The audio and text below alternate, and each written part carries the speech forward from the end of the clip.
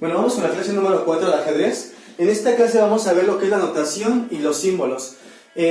Vamos a empezar con la parte de los símbolos y ya después vamos a ver cómo se hace la notación en todo lo que es el sistema algebraico de ajedrez. Empezamos con la parte de símbolos. Habíamos comentado que para las piezas se les había asignado una letra mayúscula. En español, vamos a ver la notación en español obviamente. En español entonces vamos a poner que la T mayúscula nos va a indicar que se trata de la torre. Entonces la T, esta parte de ese símbolo, la T en este caso, va a ser parte de la representación de lo que es la torre. Vamos a ver también que la letra C mayúscula representa al caballo. La letra A mayúscula representa al alfil. La letra D mayúscula representa a la dama. La R representa al rey. Y habíamos comentado que el peón no tiene ninguna letra. Vamos a poner también eso. Un espacio sin letra, mayúscula, representa al peón. Entonces, de alguna forma vamos a empezar a tener que tomar en cuenta que cada letra que asignamos en el ajedrez, como a las letras mayúsculas en este caso, va a representar a una pieza del ajedrez, excepto el peón que no tiene letra. Ya veremos cuando veamos ejemplos de notación cómo se pone entonces cuando un peón tiene un movimiento. Bueno, vamos a ver otros símbolos. Por ejemplo, vamos a también tener que tomar en cuenta que hay un símbolo que representa lo que es el enroque. Este símbolo, dos círculos separados por un guión, representan en el ajedrez un enroque. Ya veremos que hay dos tipos de enroque. El enroque que se va a llamar enroque corto y uno que se va a llamar enroque largo. Entonces, de alguna forma vamos a poder tener en cuenta que este símbolo va a representar enroque, pero se va a llamar enroque corto. A lo mejor algunos que son nuevos en el tema del ajedrez van a decir, oye, ¿qué es el enroque? Cuando veamos el movimiento de las piezas, vamos a ver cómo es un enroque, cómo se va a empezar a realizar ese movimiento, y a partir de ahí vamos a poder plasmar una notación con el enroque. Pero bueno, ahora todavía estamos en la parte de notación. Después la siguiente clase ya va a ser la parte del movimiento de las piezas. Vamos a identificar dos tipos de enroque. Un enroque que es corto, y cuando tenemos tres círculos de esta forma separados por dos guiones, representa un enroque, pero se va a llamar enroque largo. Entonces tendremos dos tipos de enroque, y para identificar a cada uno de ellos va a ser para el corto de esta forma, para el largo de esta forma. Aparte de esos enroques, en este caso, o esos símbolos, vamos a poner otro símbolo que es muy común en el ajedrez. Una cruz en el ajedrez. Cuando ustedes vean un libro o vean un texto de ajedrez y vean una cruz, esto representa que un rey fue pasado por jaque. Entonces esa cruz representa que al rey se le dio un jaque. Aún todavía, como les comento, vamos a suponer que no sabemos el movimiento de las piezas de forma concreta, pero los símbolos van a ser muy importantes. Entonces una cruz significa jaque al rey. Cuando tengamos un texto en un libro y veamos una cruz, va a representar eso. Dos cruces, en este caso, va a representar jaque mate. Igual explicaré con mucho detenimiento en clases posteriores qué significa la palabra jaque, qué es un jaque, qué es jaque mate. Bueno, y cada uno de lo que estoy poniendo en esta parte de los que es un enroque y enroque largo. Bueno, el jaque también, el jaque mate, también se puede representar con un símbolo, en este caso el gato. Ambos símbolos, tanto lo que es las dos cruces como lo que es en este caso el gato, representa el jaque mate. Entonces, algunos libros todavía manejan la simbología del gato, ese símbolo que está aquí, y ese símbolo representa jaque mate. Aunque bueno, más comúnmente lo vamos a ver con las dos cruces, que representa finalmente jaque mate o el fin de la partida de ajedrez. Otros símbolos, estos símbolos que voy a poner aparecen también mucho en los libros. Es un signo de admiración. De repente vamos a ver una partida de ajedrez, vamos a intentar analizarla y vamos a ver un símbolo de esta forma, y todos se van a preguntar, oye, ¿qué representa ese símbolo? Bueno, ese símbolo representa una buena jugada. Eso quiere decir que cuando aparezca un símbolo en una de las jugadas de uno de los participantes del ajedrez, vamos a ver que eso representa una buena jugada. Una buena jugada realizada por el jugador que se le puso este símbolo. Bueno, cuando tenemos dos símbolos, en este caso iguales, como son los signos de admiración, representa una jugada brillante o una jugada que da una ventaja decisiva.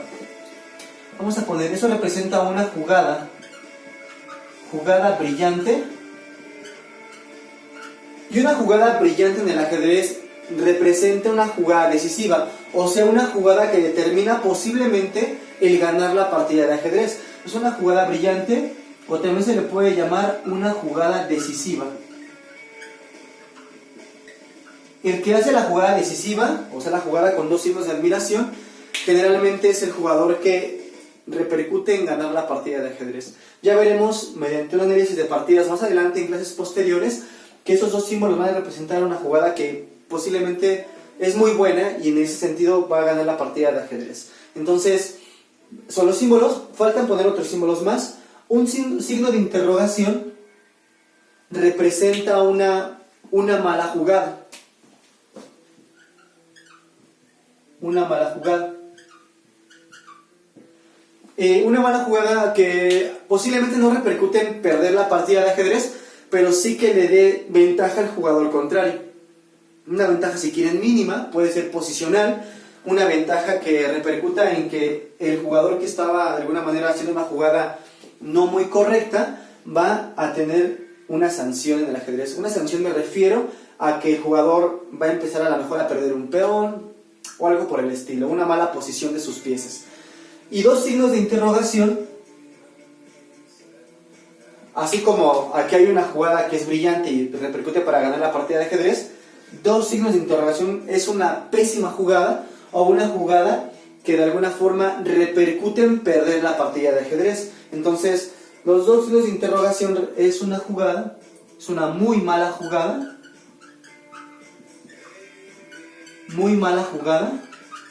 y esta muy mala jugada es una jugada también decisiva, en la cual el jugador que haga una jugada muy mala va a perder la partida de ajedrez o con una desventaja que ya no va a poder recuperarse posteriormente. Es una muy mala jugada, también es una jugada decisiva. Vamos a poner, también es una jugada decisiva. En este caso para perder. Esa es una jugada, en este caso para ganar, una jugada muy buena. El que haga una jugada muy buena se le pone dos signos de admiración. El que haga una jugada muy mala se le pone dos signos de interrogación. Y en este caso tenemos los símbolos más comunes en el ajedrez. Son todos estos. Cuando ustedes los ven en un libro, sabremos a qué nos referimos. Si vemos esto es un enroque corto, si vemos esto es un jaque, una buena jugada, una muy mala jugada, la de acá, una jugada mala, una jugada brillante. Si vemos estas letras, también tendríamos, a lo mejor, ya sabemos que nos representa una torre con la T, un caballo con la C y así cualquier letra que esté ahí. Hay una jugada que también a veces aparece en los libros, que es una jugada, se llama interesante. Se pone un signo de admiración y una combinación con un signo de interrogación. En algunos libros, este símbolo lo asocian con una jugada interesante. ¿Qué es una jugada interesante? Una jugada que, de alguna forma, en el ajedrez no es mala jugada, pero tampoco es muy buena. Es una jugada que puede, de alguna manera, tener una cierta ventaja de acuerdo a la posición de las piezas o algo por el estilo. Es una jugada interesante que está sujeta a estudio. Es como para más analizarla, de alguna forma, con mucha profundidad, y de alguna manera se considera como una jugada interesante. Por ejemplo, en algunos casos, en el ajedrez, ya hemos hecho la contabilidad de las piezas con su puntaje.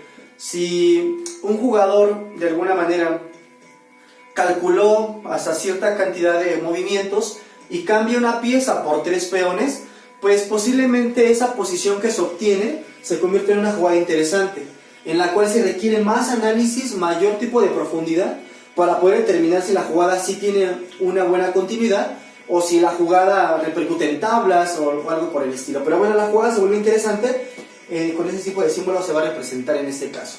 Son los símbolos más comunes y vamos a la parte ahora de la notación. Con esos símbolos que tenemos aquí, ¿qué implica la parte de la notación?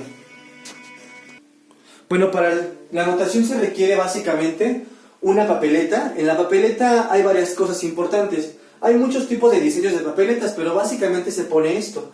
En la papeleta va el torneo que se está jugando. El torneo puede ser el torneo infantil, el torneo de lo que sea. En este caso el torneo se pone en la papeleta. Viene también el nombre de los jugadores. El nombre de los jugadores que están participando.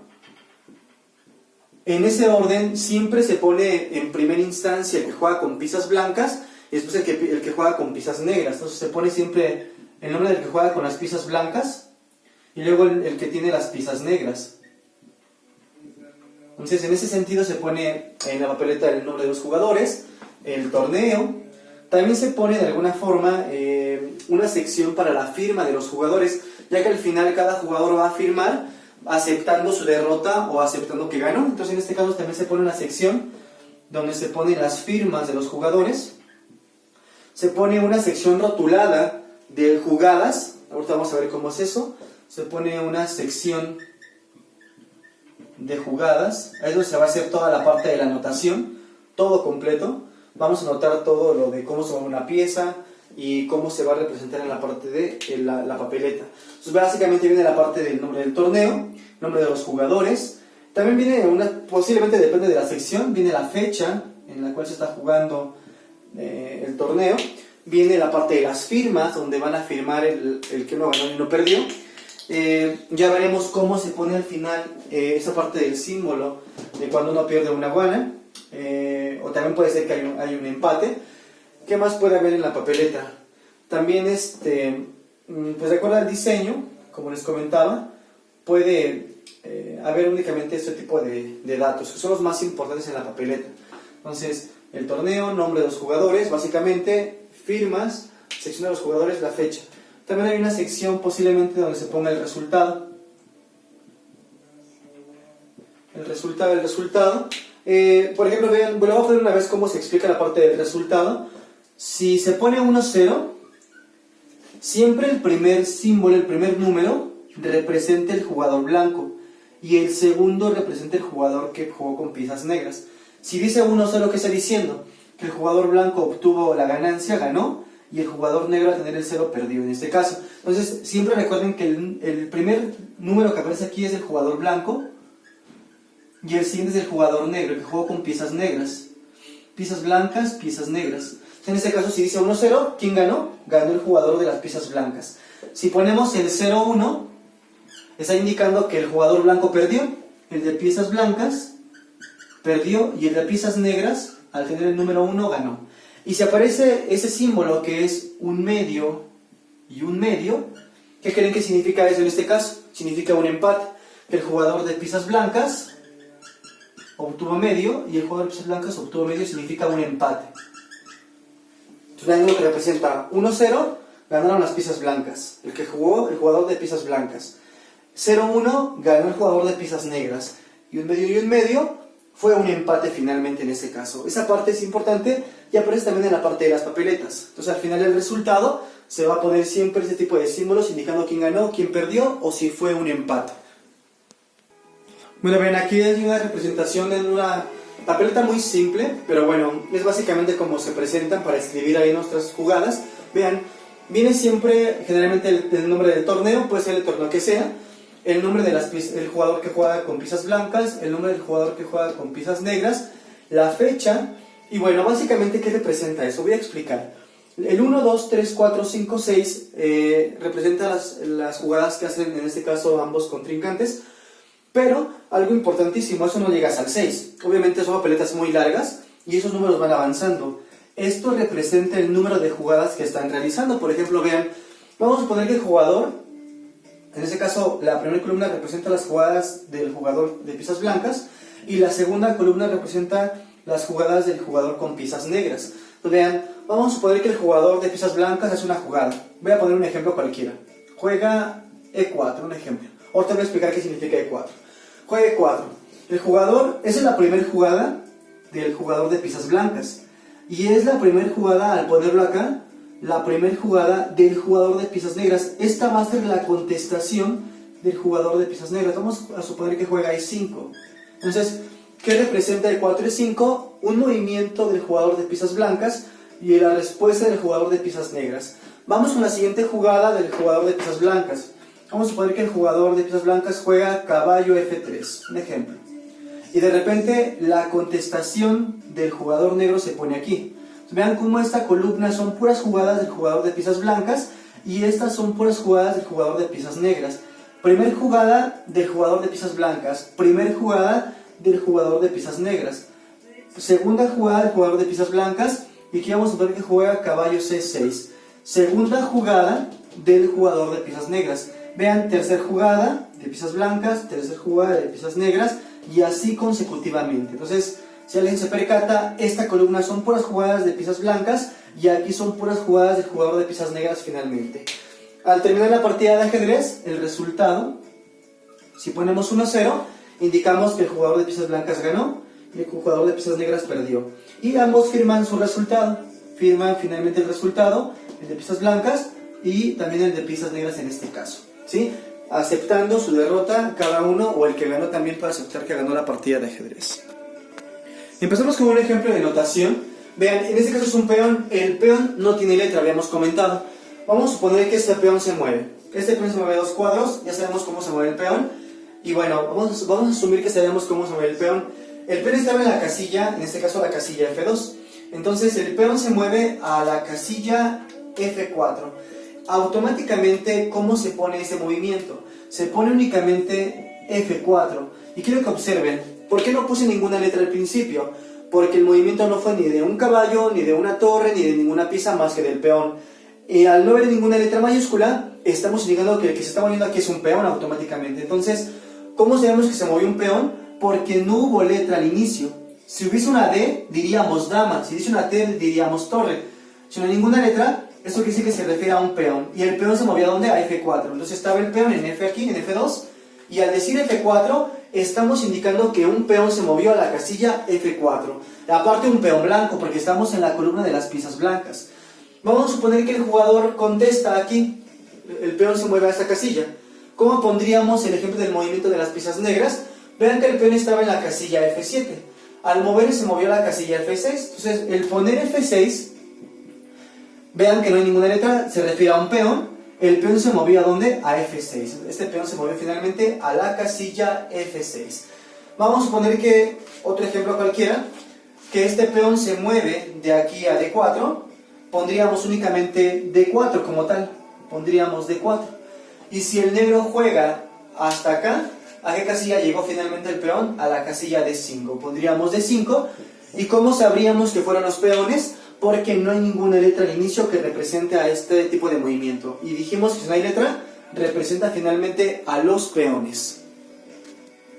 Vamos a ver otro ejemplo ahora con los alfiles. Vean, este alfil de casillas blancas, de piezas blancas, perdón, está en la casilla C3. Vamos a suponer que ese movimiento hasta la casilla H8. Vean que estaba en la casilla C3 y se movió hasta la casilla H8. Diríamos únicamente, ¿quién se movió? El alfil. Pondríamos la letra A de que el que se mueve fue el alfil. Entonces, alfil, y hasta dónde llegó, hasta la casilla H8. Pondríamos alfil H8. El hecho de que este alfil se haya movido hasta H8, se pone alfil H8.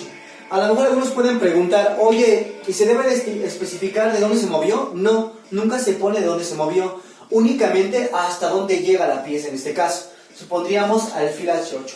Vean, por ejemplo, voy a poner el movimiento del alfil negro. Voy a ponerlo, está en la casilla D7.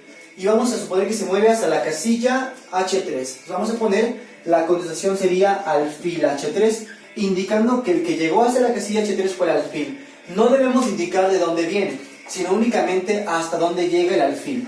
¿A dónde llegó en este caso? A la casilla H3. Vamos a suponer otro movimiento del alfil. El alfil estaba en H8 y se movió a la casilla E5. Entonces, el hecho de que haya hecho este movimiento, diríamos que se pone la palabra A, la letra, perdón, A, que representa el alfil, y se pone la casilla a la cual llegó. Llegó a la casilla E5. Alfil E5. Vamos a poner aquí, por ejemplo, el alfil llegó a qué casilla. Llegó a la casilla E6. Pondríamos la contestación del negro, alfil E6. Así es como se pone en este caso el movimiento de un alfil en el tablero. Veamos otro ejemplo con la torre. La torre blanca está en la casilla C2. Vean cómo es el movimiento. Se mueve hasta la casilla H2. Únicamente pondríamos torre, letra T en este caso. ¿A dónde llegó? A la casilla H2. Vamos a ver que la torre, en este caso, llega hasta aquí. Entonces la torre llegó a la casilla E3. Pondríamos contestación, torre E3. Si la torre ahora llega, por ejemplo, hasta H8, pondríamos torre H8.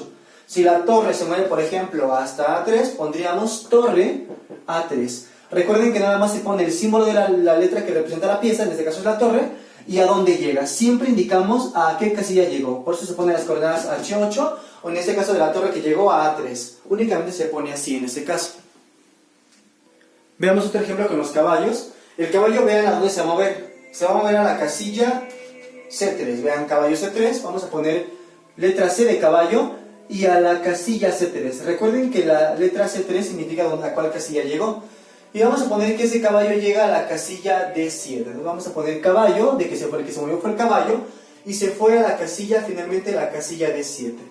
Caballo D7. Otro ejemplo, si el caballo se mueve, por ejemplo, a la casilla, en este caso casilla E2, vean, casilla E2, pondríamos letra C de caballo y a la casilla a la cual llegó, casilla E2. Si este caballo se mueve, por ejemplo, a la casilla que está aquí, a la casilla E5, únicamente indicamos la letra C de caballo, que fue el que se movió, y la casilla a la cual llegó, a la casilla E5 finalmente. Vamos a ver un ejemplo con la dama. La dama está en la casilla B1, vamos a poner que se mueva a la casilla E4. Únicamente ponemos a dónde llegó. Ponemos D, de que la que se movió fue la dama, vean, fue la dama, y llegó a la casilla E4. Dama E4 en este caso. Si esta dama llega, por ejemplo, a la casilla A2, vean, llegó desde acá hasta acá, únicamente decimos dama, y vean cómo aquí al poner en esa columna decimos que se trata de la dama negra. La dama negra llegó a la casilla A2, dama A2. Otro ejemplo, si la dama se mueve, por ejemplo, a la casilla E8, bueno, estamos diciendo que la dama blanca, aquí estamos en la columna de las piezas blancas, la dama llegó a la casilla E8. Y esta dama ahora se mueve hasta la casilla H2. Dama, aquí estamos en la columna de las piezas negras, dama negra, llegó a la columna H2 en este caso. Finalmente un ejemplo con los reyes. Si el rey está en la casilla D1, se mueve a la casilla D2, pondríamos rey D2, indicando que es el rey y aparte el rey blanco. Si el rey se mueve a la casilla F6, pondríamos rey F6, indicando que el rey negro se movió a la casilla F6. Y bueno, finalmente en la siguiente clase voy a poner los mismos ejemplos de notación, una siguiente clase de notación, ya con la simbología de jaques, con la simbología de cómo se hace un enroque o algo por el estilo, ¿sí? Nos vemos en la siguiente clase, y eso fue todo.